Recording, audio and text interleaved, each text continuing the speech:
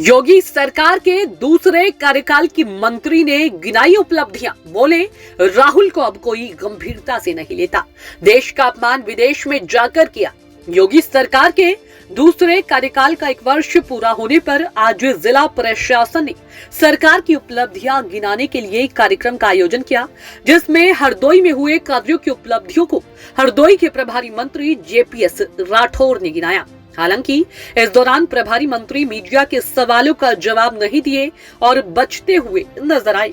इस दौरान जिला प्रशासन ने एक बुकलेट का विमोचन करवाया, जिसमें राजकीय polytechnic medical college, Ganga expressway के निर्माण आदि का जिक्र किया गया, जिसमें बताया गया है कि उत्तर प्रदेश सरकार के 1 वर्ष के कार्यकाल में हरदोई में कुल 890 परियोजनाओं में 2128 करोड़ की धनराशि प्राप्त हुई है, जिसमें 928 करोड़ रुपए की 306 परियोजनाएं पूर्ण हो चुकी हैं। अन्य परियोजनाओं के निर्माण कार्य चल रहे हैं।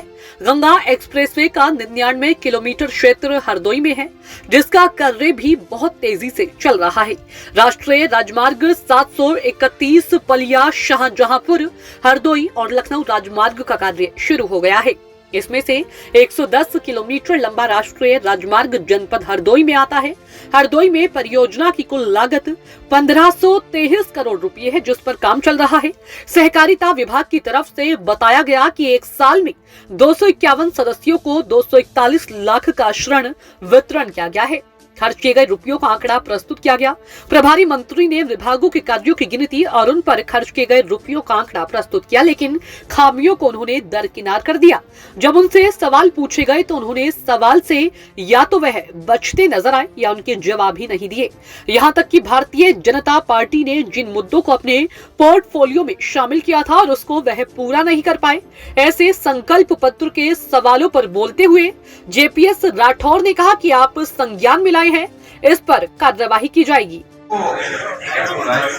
कई बार ऐसा होता है कि अपराधी माफिया कोई पकड़ा जाता है तो वो वहां गाड़ी में ही उत्पाद जोड़ने लगता है, इधर उधर उछल-कूद करके किसी तरीके से गाड़ी से बाहर निकल जाता है।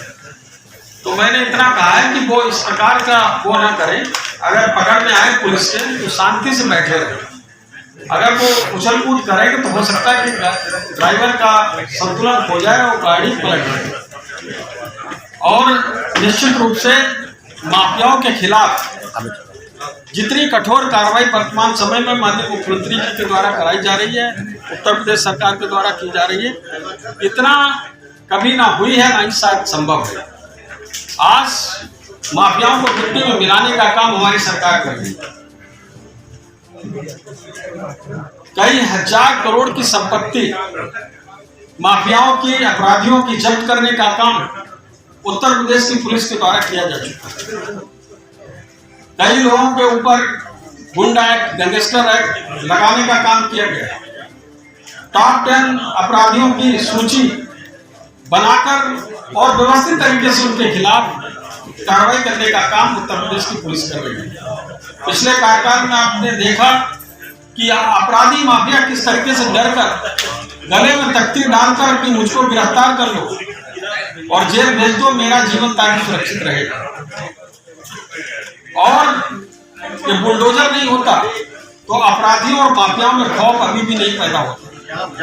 आपको मैं बताना चाहता हूँ, आपने देखा हो टीवी में जिस तरीके से एक विनोद चौधरी और पुष्पान जो कि शूटर है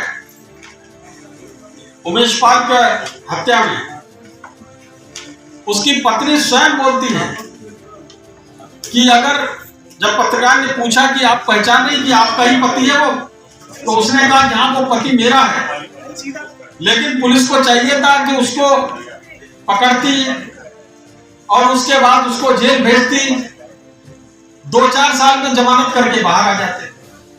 ये मानसिकता अपराधियों की और अपराधी के परिवार की है।